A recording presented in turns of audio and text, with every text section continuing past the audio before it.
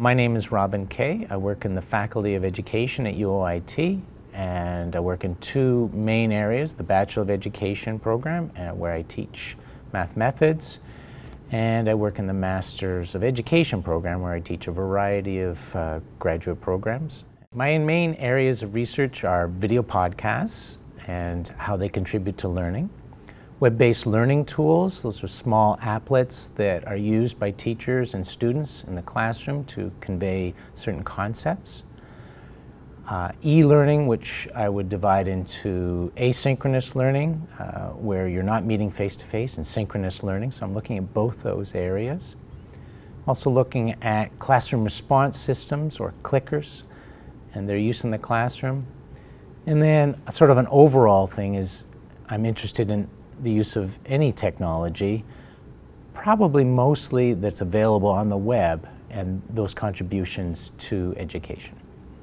It's an exciting world that's rapidly changing, probably changing too fast for me. It's hard to keep up, but the range of tools available is remarkable, and really, really good tools that are freely available. That's really exciting to explore those, just in and of themselves, but also to match that with teaching, which I truly love. I find it also a creative process, so that I can come up with different ideas about how things might be used based on also what's been going on in the literature, and make a contribution to that. And I think the third thing is having an impact on teachers in the classroom, because I don't think they get I've taught in the classroom at the high school level. I don't think they get a lot of support research-wise, or they just don't have time to look at it. And so if I can find circuitous routes through conferences to have an influence, for example, the Ontario Association of Math Educators Conference, I just presented something there where we're looking at math technology for busy teachers, and it was really, really well attended, and the teachers are very excited by it, and so I can do the research to support the ideas, and they can test it. In terms of content-wise, I guess my biggest impact will be and is on e-learning and web-based learning tools.